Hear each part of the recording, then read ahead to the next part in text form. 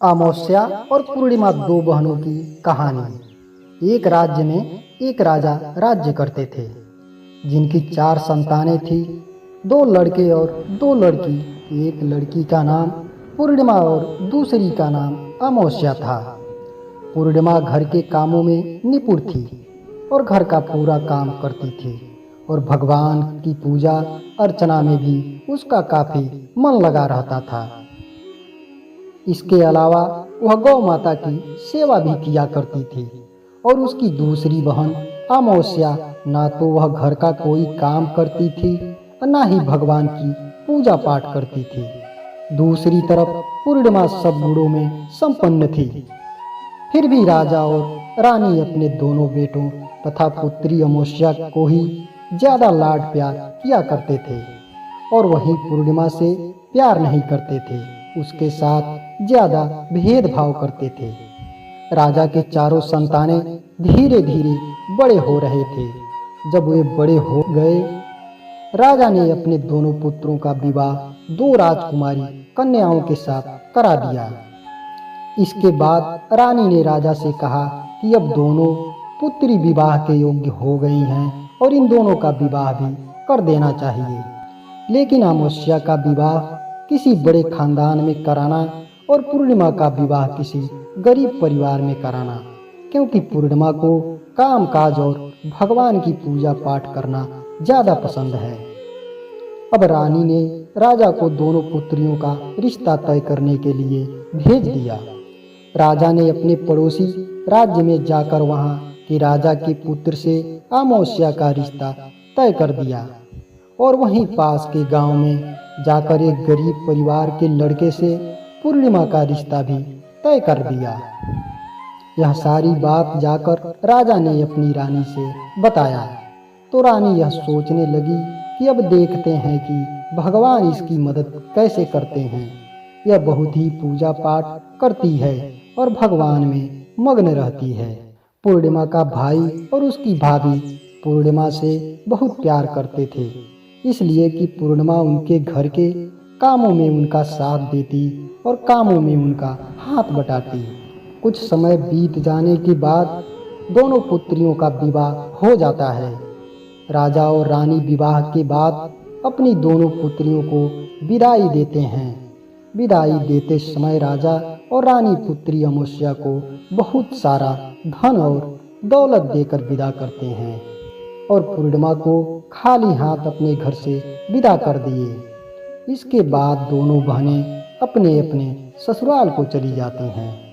कुछ दिन बीत जाने पर एक दिन अमावस्या अपने घर पर शिव जी की कथा रखती है, जिसमें वह सभी गांव वाले को निमंत्रण देती है और अपनी बहन पूर्णिमा को नहीं बुलाती। जब गांव की सभी औरतें अमावस्या के यहाँ जाती हैं, तो यहाँ सब दृश्य पूर्णिमा अपने घर के दरवाजे के बाहर बैठकर देख रही होती है। तब वहाँ से गुजर रही औरतें पूर्णिमा से कहती हैं कि तुम्हारी बहन के यहाँ शिव जी की कथा रखी है, क्या तुम नहीं चलोगी? पूर्णिमा ने कहा, मुझे निमंत्रण नहीं आया है, मैं नहीं जा सकती।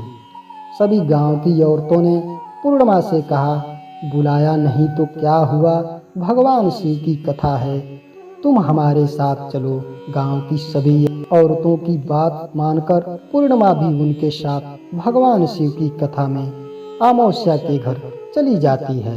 जब अमावस्या की नज़र पूर्णिमा पर पड़ती है तो वहाँ कहती है कि तुम यहाँ कैसे चली आई, मैंने तो तुम्हें बुलाया ही नहीं था। खैर कोई बात नहीं, अब तुम आ ही गई हो तो चुपचाप बैठी रहना। और यह कहते हुए अमावस्या में पूर्णिमा की गरीबी का भी मजाक उड़ाया। पूर्णिमा की आंखों में आंसू आ गए और रोते रोते मन ही मन में पूर्णिमा भगवान शिव से विनती करती रही कि हे भगवान, क्या पूजा पाठ करना गलत है? गौ माता की सेवा करना गलत है? आखिर मेरी गलती क्या है? आप मुझ पर अपनी कृपा दृष्टि कब बनाओगे? पूर्णिमा बार बार भगवान शिव से यही कहती रहती है। इतने में शिव कथा पूरी हो जाती है और अमावस्या भगवान का प्रसाद बांटने लगती है। वह सभी लोगों को प्रसाद देती है, लेकिन पूर्णिमा को वहाँ प्रसाद नहीं देती है। पूर्णिमा बिना प्रसाद के ही अपने घर लौट आती है। रास्ते में वह यहाँ सोचते हुए चलती है कि यदि बच्चे उससे कथा का प्रसाद मांगेंगे तो वह उन्हें क्या जवाब देगी। उसने सोचा था कि वह अपने मायके अपने भाई और भौजाई के यहाँ जाएगी और वहाँ जाते हुए वहाँ बच्चों के लिए कुछ लेकर आएगी। ऐसा सोचते हुए वह अपने घर वापस लौट आई। घर वापस लौट कर आने के बाद वह अपने पति और बच्चों से कहती है कि वह अपने मायके जा रही है। पति ने कहा ठीक है और कुछ समय के बाद पूर्णिमा अपने मायके के लिए रवाना हो गई। चलते चलते रास्ते में एक चबूतरा आया जिस पर तुलसी का पौधा लगा था। उस चौतरे पर एक बूढ़ी अम्मा बैठी हुई थी। वह कोई और नहीं साक्षात तुलसी माता थी। उस बूढ़ी माता ने पूर्णिमा से कहा, बिटिया तुम कौन हो और कहाँ जा रही हो। पूर्णिमा अपना परिचय देती है। परिचय देने के बाद बूढ़ी औरत ने पूर्णिमा से कहा कि यहाँ तुलसी का पौधा सूख रहा है, इसमें थोड़ा सा पानी डाल दो और इस चबूतरे की साफ सफाई कर दो जिससे मुझे थोड़ी ठंडक मिलेगी। पूर्णिमा ने कहा कि ठीक है माँ, मैं तुलसी में पानी डाल देती हूँ और यहाँ की साफ सफाई भी कर देती हूँ। पूर्णिमा ने साफ सफाई करने के बाद बूढ़ी अम्मा को भी नहला दिया और बूढ़ी अम्मा की भी खूब सेवा की। उनके पैर दबाए और बूढ़ी अम्मा से कहा कि माँ जी और बताइए मैं आपकी क्या सेवा करूं और कोई काम है तो बता दीजिए, मैं कर दूंगी। बूढ़ी अम्मा ने कहा कुछ नहीं, अब तुम जाओ और वापस आते समय मुझसे मिलते हुए जाना। पूर्णिमा ने बूढ़ी अम्मा से कहा ठीक है अम्मा, मैं अब जाती हूँ। वापस आते वक्त आपसे मिलते हुए जाऊंगी। कुछ समय आगे चलने के बाद एक शिव मंदिर आया।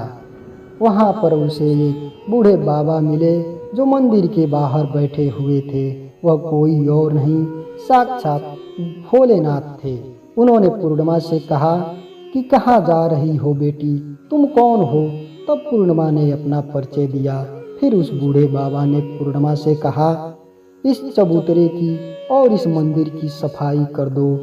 तब पूर्णिमा ने मंदिर की और चबूतरे की साफ सफाई कर दी और वहाँ पर पूजा पाठ अर्चना भी की। और साफ सफाई पूजा अर्चना करने के बाद उन्होंने बूढ़े बाबा को भी नहला दिया और उनसे कहा कि बाबा और कोई काम हो तो बताइए। तब बूढ़े बाबा ने कहा नहीं बेटी, अब तुम जाओ और वापस आते वक्त मुझसे मिलते हुए जाना। पूर्णिमा ने कहा ठीक है, मैं अब जाती हूँ। वापस आते हुए आपसे मिलते हुए जाऊंगी। आगे चलते चलते कुछ दूर चलने के बाद पूर्णिमा को एक काली जी का मंदिर दिखा। वहाँ भी एक बूढ़ी अम्मा चबूतरे पर बैठी थी।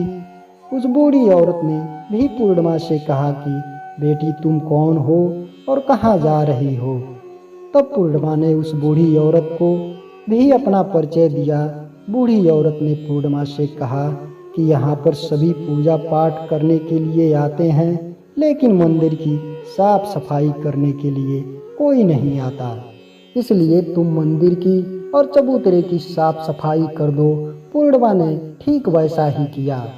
चबूतरे की साफ सफाई कर दी और पूजा पाठ भी कर दी और माता जी का श्रृंगार भी कर दिया। उस बूढ़ी अम्मा को भी नहला देती है और बूढ़ी अम्मा के पैर दबाने लगती है और कहती है कि सभी काम हो गए हैं माँ जी, और कोई काम हो तो बताइए। बूढ़ी अम्मा कहती है कि नहीं नहीं बेटी, अब तुम जाओ, लेकिन वापस आते वक्त मुझसे मिलते हुए जाना। पूर्णिमा कहती है ठीक है और वह आगे चल देती है।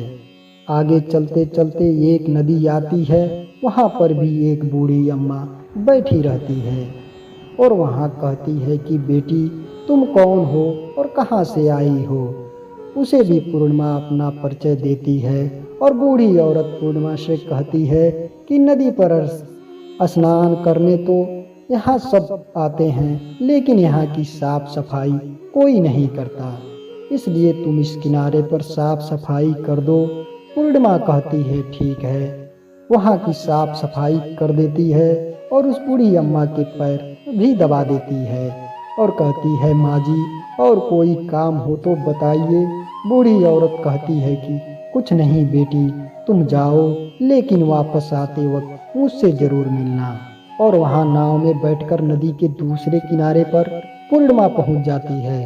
अपने मायके के घर पहुंचकर वहाँ पर पूर्णिमा के भाई और भाभी उसे देखकर बहुत खुश हो जाते हैं और वे पूर्णिमा की बहुत खातिरदारी करते हैं और उससे बहुत सारी बातें भी करते हैं और कहते हैं कि बच्चों को भी साथ में लेकर आती तो बहुत अच्छा होता। अब कुछ समय के बाद पूर्णिमा ने वापस अपने ससुराल जाने को कहा तो उसकी भाभी ने उसके लिए एक साड़ी दी और बच्चों के लिए खिलौने और कपड़े और खाने पीने की कुछ चीजें रख दी और कहा कि तुम बहुत दिनों के बाद आती हो। और पूर्णिमा की भाभी ने यह थैला पूर्णिमा के हाथ में दे दिया और कहा कि जाओ और जल्दी वापस आना। इसके बाद पूर्णिमा वहां से अपने ससुराल के लिए रवाना हो जाती है और उसी नदी के किनारे पहुंची और नाव में बैठकर दूसरे किनारे पर उतर गई। वहां पर उतरने के बाद उसे वही बूढ़ी अम्मा मिली जो साक्षात गंगा मैया थी। उस बूढ़ी अम्मा ने पूर्णिमा को एक थैला दिया और कहा कि इसे तुम अपने घर जाकर ही खोलना। उन्हें लेकर पूर्णिमा वहां से रवाना हुई। आगे कुछ दूर चलने पर काली माँ का मंदिर आया। वहां पर माँ काली बूढ़ी के वहां पर काली माँ विराजमान थी। उसने कहा कि बेटी पूर्णिमा, यह थैला लेते जाओ और यह थैला अपने घर जाकर खोलना। थैली लेकर पूर्णिमा आगे बढ़ी। कुछ दूर जाने पर शिव जी का मंदिर आया, जहाँ बूढ़े बाबा के रूप में शिव जी स्वयं विराजमान थे। बूढ़े बाबा ने कहा, पूर्णिमा तुम वापस आ गई। पूर्णिमा ने कहा, हाँ बाबा, मैं वापस आ गई। बूढ़े बाबा ने भी पूर्णिमा को एक और थैला दिया और कहा कि यह थैला तुम घर जाकर ही देखना। पूर्णिमा ने कहा, ठीक है बाबा। कुछ दूर जाने के बाद उसे तुलसी माँ बूढ़ी औरत के रूप में मिलती है और कहती है, पूर्णिमा तुम आ गई। पूर्णिमा कहती है, हाँ माँ जी, मैं आ गई। वह बूढ़ी औरत भी उसे एक थैला देती हैं और कहती हैं कि यह थैला तुम अपने घर जाकर ही देखना। पूर्णिमा कहती है, ठीक है। अब पूर्णिमा के पास 5 थैले हो गए थे। पूर्णिमा वहां से रवाना हुई तो वापस अपने घर पहुंच गई। पूर्णिमा ने बच्चों को नीचे रखा और सबसे पहले अपने मायका का थैले खोलकर देखने लगी। उसमें बच्चों के लिए अच्छे अच्छे कपड़े और खाने पीने की चीजें रखी थी और उसने कुछ गहने भी रखे थे। पूर्णिमा ने कपड़े अपने बच्चों को दे दिए और खाने पीने की चीजें भी बच्चों को दे दी। बच्चे यह सब पाकर बहुत खुश थे। अब पूर्णिमा ने दूसरा थैला खोला जो गंगा मैया ने दिया था। उसमें ढेर सारे हीरे जवाहरात, सोना चांदी सब कुछ था। इसके बाद अब पूर्णिमा ने तीसरा थैला खोला जो उसे काली माँ ने दिया था। उसमें बहुत सारा सोना श्रृंगार का सामान भरा हुआ था। इसके बाद पूर्णिमा ने चौथा थैला खोला जो उसे भगवान शिव ने दिया था। उसमें बहुत सारा धन संपत्ति भरा हुआ था और बहुत सारी खुशियां भरी हुई थी। इसके बाद अब पूर्णिमा ने 5वां थैला खोला जो उसे तुलसी माँ ने दिया था। 7 प्रकार की खाने की चीजों से भरा हुआ था। अब पूर्णिमा के घर में किसी भी चीज की कमी नहीं थी। उसका घर धन धान्य से भरा हुआ था और परिपूर्ण था। अब पूर्णिमा और उसका परिवार सुख में जीवन व्यतीत करने लगा। अब पूर्णिमा के मन में विचार आया कि क्यों ना शिव जी की कथा कराई जाए और शिव जी की कथा में एक कार्यक्रम रखा। पूर्णिमा ने गांव के सभी लोगों को निमंत्रण दिया और घर घर जाकर सभी लोगों को बुलाया। पूर्णिमा अपनी बहन अमावस्या के घर भी गई और अमावस्या को भी शिव की कथा के लिए निमंत्रण दिया। जब अमावस्या पूर्णिमा के घर शिव जी की कथा में आई तो उसने देखा कि पूर्णिमा के घर में किसी भी चीज की कोई कमी नहीं थी और इतना सारा धन दौलत देखकर अमावस्या आश्चर्यचकित हो गई। उसने पूर्णिमा से कहा कि तुम्हारे घर में इतनी धन और दौलत कहाँ से आई। पूर्णिमा ने कहा, देखो बहन, तुमने शिव जी की कथा में मुझे नहीं बुलाया था, फिर भी मैं चली आई और तुमने मुझे प्रसाद तक नहीं दिया और मेरी गरीबी का मजाक भी उड़ाया। उसके बाद मैं अपने घर आ गई और घर आते हुए मन ही मन में सोच रही थी कि अपने मायके जाऊंगी और मैं अपने मायके चली गई और जो कुछ घटना इस बीच हुई वह सभी घटना अपनी बहन अमावस्या को बता दी। और अमावस्या कहती है कि तुम भी मुझे प्रसाद मत दो और मुझे डांट लो, लेकिन पूर्णिमा ने कहा कि यह तो भगवान का प्रसाद है, मैं तो सबको दूंगी और तुम्हें भी दूंगी। फिर भी अमावस्या ने प्रसाद नहीं लिया और वह सीधे अपने घर चली गई। घर जाकर अपने बच्चों से कहकर वहां अपने मायके जाने के लिए तैयार हो गई और मायके के लिए निकल गई। उसे भी रास्ते में चलते चलते तुलसी माँ मिली, जो चबूतरे पर बूढ़ी माँ के रूप में बैठी हुई थी। बूढ़ी माँ ने अमावस्या से कहा कि हे बेटी, कौन हो तुम और कहाँ जा रही हो। अमावस्या ने अपना परिचय दिया। बूढ़ी माँ ने कहा, बेटी, यह तुलसी का पौधा सूख रहा है, इसमें थोड़ा सा पानी डाल दो और इस चबूतरे की साफ सफाई कर दो। इस पर अमावस्या ने कहा, बुढ़िया, तुझे दिखाई नहीं दे रहा है कि मैंने इतनी महंगी साड़ी पहन रखी है, यह गंदी हो जाएगी। ऐसा कहकर वहां से आगे चल पड़ी। आगे जाने पर उसे भगवान शिव मिले, जिसे भी उसने ऐसा ही कहा। उसके बाद आगे जाने पर काली माँ मिली, जिससे भी उसने वही बात कही जो शिव जी से कही थी। थोड़ा और आगे जाने पर उसे गंगा जी मिली, जिसे भी उसने यही सब कहा और आगे चली गई। इसके बाद अमावस्या जब नाव में बैठने लगी तो उसे नाव में फूलों की जगह कांटे भरे थे, जो उसके पैरों में चुभ रहे थे। किनारे पर उतरकर वहां अपने मायके चली गई। जब वहां उसे उसकी भाभियों ने तथा भाइयों ने देखा तो मन ही मन में कहने लगे कि काम की ना काज की, उसका निरादर करने लगे, क्योंकि पूर्णिमा तो हमारे कामों में हाथ बटाती थी और यह कोई काम नहीं करती थी। अब उन्होंने खाना बनाया और खा पीकर सभी सो गए। अमावस्या जब सुबह उठी और अपनी भाभियों से कहा कि मैं अपने ससुराल जा रही हूँ। उन्होंने कहा, ठीक है, जाओ। अमावस्या बोली, पूर्णिमा को तो तुमने एक थैला दिया था और मुझे कुछ नहीं दोगे क्या भाई? और भाभी ने कहा कि तुम घर जाओ, थैले तुम्हारे घर पहुँच जाएगा।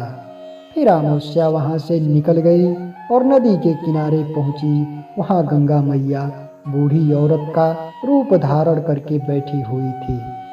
बूढ़ी माँ ने कहा, आ गई बेटी? तो उसने कहा, हाँ, मैं आ गई। अमावस्या ने कहा, तुमने पूर्णिमा को एक थैला दिया था और मुझे नहीं दोगी क्या? बूढ़ी अम्मा ने कहा, तुम घर जाओ, थैले तुम्हारे घर पहुँच जाएगा। इसके बाद आगे जाने पर उसे काली मैया मिली, जिसने भी अमावस्या को यही कहा। इसके बाद आगे जाने पर उसे भगवान शिव मिले, जिन्होंने भी अमावस्या से यही कहा कि इसके बाद आगे जाने पर तुलसी माता मिली और उसने भी अमावस्या से वही सब कहा जो शिव जी ने कहा था कि तुम घर जाओ, थैले तुम्हारे घर पहुंच जाएंगे। अमावस्या अपने घर पहुंच गई। आंगन में देखा तो वहां पर थैले पड़े हुए थे। अमावस्या ने मन ही मन सोचा कि अब तो मेरे पास बहुत सारी धन और दौलत आ जाएगी। जल्दी जल्दी में उसने सभी थैले को खोला। किसी में मिट्टी थे तो किसी में पत्थर थे और किसी में कंकर और किसी में कोयला। उसके मायके से भी कुछ नहीं मिला था। इन थैले में कुछ भी नहीं था। अमावस्या दौड़ती हुई पूर्णिमा के घर गई और कहती है कि तुम्हें तो इतना सब कुछ मिला, मुझे तो कुछ नहीं मिला, आखिर क्यों? पूर्णिमा कहती है कि जब मैं अपने मायके जाती हूँ तो अपनी भाभियों के साथ उनके कामों में हाथ बटाती हूँ, उनके साथ मिलकर काम करती हूँ, लेकिन तुम ऐसा कुछ नहीं करती, उनकी इज्जत भी नहीं करती, इसलिए वह तुम्हें भला क्या देंगे। इसके बाद तुमने गंगा मैया को ठुकरा दिया और काली मैया को भी ठुकरा दिया और भगवान शिव को भी तुमने ठुकरा दिया, इसलिए उन्होंने भी तुम्हें कुछ नहीं दिया। अमावस्या कहती है कि बहन तुम मुझे माफ कर दो, मैंने तुम पर हमेशा अत्याचार किया है, मुझे कुछ नहीं मिला तो कोई बात नहीं, मैं भी भगवान की भक्ति करूंगी और सब कुछ प्राप्त कर लूंगी। मुझे इन सब चीजों का रहस्य बताओ। तो पूर्णिमा ने कहा कि तुम 3 सूत्र का ज्ञान ले लो और उसकी कथा करना।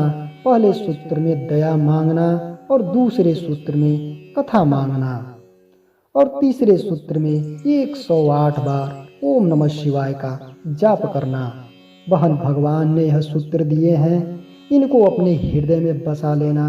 मैंने भी यह 3 सूत्र अपने जीवन में अपनाए थे और सच्चे मन से भगवान की भक्ति पूजा पाठ की थी। फिर भगवान ने मुझे यह सब कुछ दिया और तुम्हारे पास जो कुछ था वह भी सब खत्म हो गया।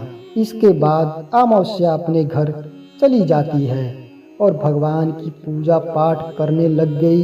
भगवान शिव से उसने माफी मांगी और गौ माता की सेवा भी करना शुरू कर दिया और दूसरे लोगों की मदद भी करने लगी। इस कहानी से हमें क्या सीखने को मिला, कमेंट बॉक्स में जरूर लिखें और वीडियो अच्छा लगा हो तो चैनल को सब्सक्राइब कर दें और वीडियो को लाइक कर दें और बेल आइकन प्रेस करना ना भूलें।